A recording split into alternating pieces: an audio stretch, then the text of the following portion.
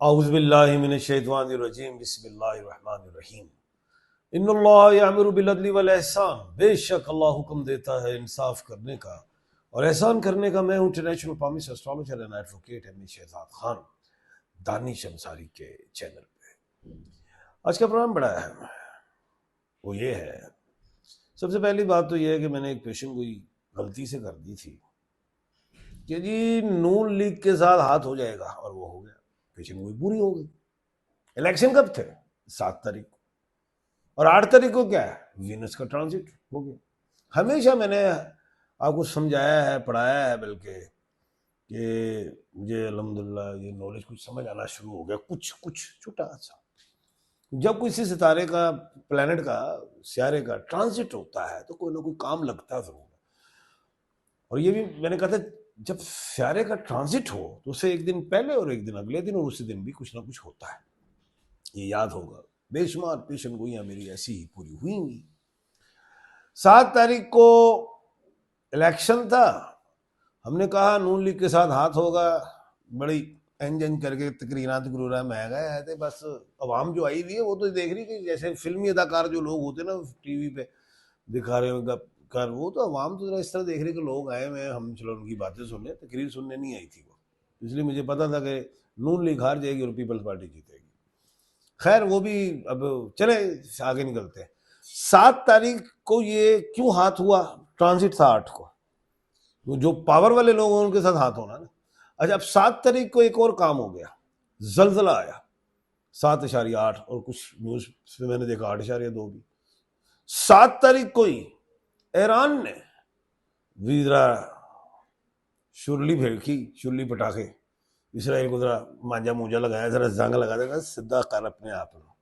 तो 7 को बड़ा कुछ हुआ। अभी 8 को तो वीनस का ट्रांजिट हुआ, लेकिन अगले दिन का भी कहा है, 8 का भी। तो अभी 2 दिन भी कुछ शुरली पटाखे भी चल सकते हैं। कोई अल्लाह ना करे, कोई अल्लाह ना करे कि खुदा आफत की तरफ भी आ सकती। अभी आइंदा आने वाले टाइम में अभी सूरज का 15 तारीख को ट्रांजिट है। कहाँ है? मत्थन राशि में, जमनाई में। 20 तारीख को मरीख जो है वो एरीज में बैठा है, वो टॉरस में जाएगा। ये मरीख काम डालता है, वो अपने हाउस में बैठ के बब्बर शेर होकर बैठा हुआ था, उन्हें कामलात था। 22 तारीख को जो है उस उधर अगर हम देखें तो वहां पे भी एक ट्रांजिट है मरकरी का, कर्क राशि, जिस कर्क में, जहां कैंसर में ऑलरेडी वीनस और जुपिटर बैठे हुए, वहां पे 22 को है। अब ये बड़ी अहम बातें कर रहा हूं। 14 से 16 फिर कोई खड़ाक, छोटा मोटा शोला शबनम, कोई आतिशफिशा, कोई अर्थ, कोई कुछ भी। 19 से 21 जून कोई खड़ाक छोटा मोटा। उसके बाद बल्कि 23 तक चले जाते हैं ना, 22 को भी तो ट्रांजिट है ना, तो 19 से 23 तारीख तक कोई छोटा मोटा खड़ाक है। अब तो ये बात हो। अब हम आते हैं जरा ईरान की तरफ। मैंने बारहा आप लोगों को कहा है कि जंग नहीं होनी, क्योंकि मैंने कहा था कि मई में सीज फायर होगा, उसकी एक्सटेंशन होगी, फिर सीज फायर की खिलाफ वर्जियां भी होती रहेंगी, वो हो रही हैं। उसके बाद अब ये क्यों हो रही हैं? क्योंकि ट्रंप को बयानिया चाहिए, वो अभी तक मिला नहीं। एक बात। दूसरी तरफ ट्रंप कहते हैं मैं भाई नेथन विच नहीं गा, तुसी जानो ईरान, लेकिन खबरदार तो हमला किया। नेथन याहू बगैर आशीर्वाद के तो अमेरिका के कुछ कर ही नहीं सकता। अब बात यह है कि वो क्यों कहता है ट्रंप के मैं नहीं हूं। जाहिर है अगर ट्रंप कहेगा ठीक है हमला करो ईरान पे, तो ईरान ने तो सारे ठोक देने जहां जहां अमेरिकन बेस हैं मिडिल ईस्ट में। तो मिडिल ईस्ट और खिलाफ हो जाएगा अमेरिका के, भाई तुम अपनी हिफाजत तो कर नहीं सकते, हमारी क्या करनी है फार। ये ऐसी बातें। तो ट्रंप को सिर्फ एक बयानिया चाहिए। और लेकिन एक बात मैंने और भी की हुई है कि जून में दुनिया खुलेगी, लेकिन अभी ट्रांजिट जो है वो 23 तारीख तक तो है, लेकिन मेरी एक बात ये भी कि 15 जून के बाद खुलेगी भी। अब आप खुद देखें, हर दूसरे दिन दुनिया खुलती है, हर दूसरे दिन दुनिया बंद हो जाती है, क्योंकि ट्रंप साहब जो एक बयान देते हैं ठा करके, मैं जंग नहीं कर रहा स्टॉक एक्सचेंज ऊपर, मैं कर देगा, मौज कर देगा, स्टॉक एक्सचेंज क्रैश। लेकिन अब ट्रंप के हाथ से भी बाजी निकल गई। वो इसलिए कि वीनस का जो ट्रांजिट हुआ है, जो आ गया है, जो आ गई है, वीनस फीमेल प्लेनेट है, जो वीनस जो है उसका जो ट्रांजिट हुआ है कैंसर में, इस कैंसर में ट्रांजिट की वजह से अब वो चाहे दुनिया का कोई भी बादशाह, सुदूर वजीर आजम, शहनशाह, ठीक है, कोई भी है, उसके हाथ से गेम चलेगी। क्योंकि अब उतार और चढ़ाव खुद ब खुद होगा वीनस के ट्रांजिट की वजह से। वीनस आया है कर्क में ऑलरेडी जुपिटर बैठा है जिसे गुरु कहते हैं, तो वो गुरु है। अब वो गुरु जी क्या करेंगे, वो यही होगा, gold up gold down, silver up silver down, oil up oil down, ये अनाज ये खुराकें अप खुराकें डाउन, रेट्स के हवाले से।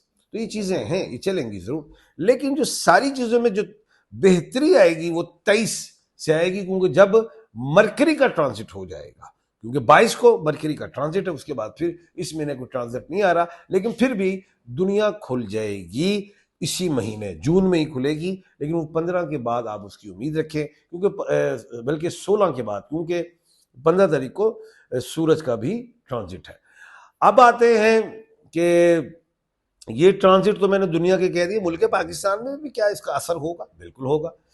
आज़ाद कश्मीर में भी ये मामलात रहेंगे 23 तारीख तक, ठीक है, बढ़ेंगे भी। 27 जून को तो इलेक्शन है, तो ये जून में आज़ाद कश्मीर में भी मामलात आएंगे। अच्छा, इस ट्रांजिट का असर रहेगा इन चीज़ों का हमारे मुल्क पाकिस्तान में। ये जो है अगवानी, जो क्या कहते हैं फितनतुल ख्वारिज, ये भी पंगेबाजी करेंगे, बलोचिस्तान में भी पंगेबाजी आएगी, लेकिन पाकिस्तान वो ठाप लगाता रहेगा, ठोकता रहेगा, ऐसी बातें हैं। लेकिन मौजूदा सूरत हाल में सियासी हवाले से अगर हम देखें मुल्क पाकिस्तान में, तो उसमें कशीदगी बढ़ेगी। ये मेरे अगर आप गौर करें, मेरा 2025 में मैंने एक सुनो पे मैंने प्रोग्राम किया था, जिसके पूरे साल की पेशन को ये की थी, मैंने साफ उसमें कहा हुआ है, वो आप चेक कर लीजिएगा। मैंने कहा था कि फरवरी मार्च में जंग लगेगी, मई में वो क्या कहते हैं वो बेहतरी की तरफ आएगी, जून में जो है दुनिया खुलेगी भी, लेकिन मुल्क पाकिस्तान में जून जुलाई जो है, मैंने सियासी हलचल की बात की हुई है, उसको भी आप प्रोग्राम को जरूर चेक कीजिएगा। जून और जुलाई जो है मुल्क पाकिस्तान के हवाले से सियासी हलचल का महीना है। तो इसमें ऐवान में हुक्मरान जो बैठे हैं उनको भी सोचना चाहिए कि सितारों पे भी थोड़ी सी रोशनी डाल लें, क्योंकि ऐसे ही हर चीज़ पे देखना भी चाहिए ना कि टाइम अच्छा है या बुरा है, तो उसके मुताबिक भी चलना चाहिए। लेकिन जब अच्छा टाइम हो तो ये तो नहीं कि डंडा लाके चुक लो, जो बुरा टाइम है तो फिर भी चुक लो। बात यह है सुलह रहमी अच्छी होती है, सबको साथ लेके चलना चाहिए। अदारे बाप होते हैं, ये हुक्मरान बाप होते हैं, वजीर आजम बाप होता है, सदर बाप होता है, वजीर आला माँ बाप सब होते हैं। अब आप देख लें, अभी कल मेरे पास आए हुए थे जो रिटायर्ड हुए, उन्होंने कहा सर 2024 से लेके के बाद वाले जो बंदे हैं उनकी तो पेंशन भी इतनी कम कर दी है, उनकी ग्रेजुएटी ये वो बड़ा कुछ। ये अब कहने का मतलब है, जब आप माँ भी बन जाते हैं, बाप भी बन जाते हैं, तो फिर आपका बहुत आप पे बड़ी जिम्मेदारियां आयद हो जाती हैं।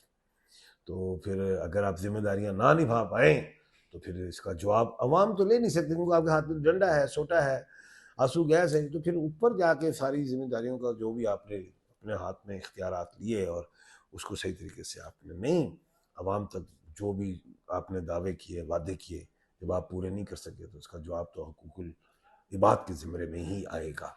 खैर, आपके कुछ सवालात हैं और उनके जवाब आप दे देते हैं जी। सलाम सर, मेरा नाम शबाना है, मेरे शोहर का नेम मोहम्मद आबिद है, मुझे दुआ में शामिल कर लीजिएगा, मेहरबानी होगी, प्लीज़ प्लीज़ प्लीज़। अल्लाह पाक आपको खुशियाँ अता फरमाए। तमाम लोगों को, तमाम व्यूअर्स को कहूँगा इनके लिए दुआ आप भी कीजिए। तो जाने से पहले मैं एक बात करूँगा, किसी ने भी अगर अपना एक सवाल पूछना है तो कमेंट सेक्शन में जाएं, अपना नाम, वालदा जी का नाम लिखें, डेट ऑफ बर्थ लिखें, एक सवाल लिखें, अगले प्रोग्राम में आपका मैं सवाल शामिल करूंगा, उसका जवाब दूंगा। और दूसरी बात ये है कि जिसने मुकम्मल हॉरोस्कोप बनवाना है, जैचा बनवाना है, तो मेरा स्क्रीन पर नंबर आ रहा है, उस पर आप व्हाट्सएप पे आएँ, उस पर अपना नाम, वालदा जी का नाम, डेट ऑफ बर्थ लिखें, अपने दोनों हाथों की तस्वीरें मोबाइल से उतारें जहाँ लाइन्स होती हैं, और उल्टे हाथों की भी तस्वीरें मोबाइल से खींचिए जहाँ नाखून होते हैं, और अपने सवाल लिख दीजिए। मैं खुद व्हाट्सएप पढ़ता हूँ, मैं खुद मैसेज करता हूँ कि आप मुझे कॉल कर लें।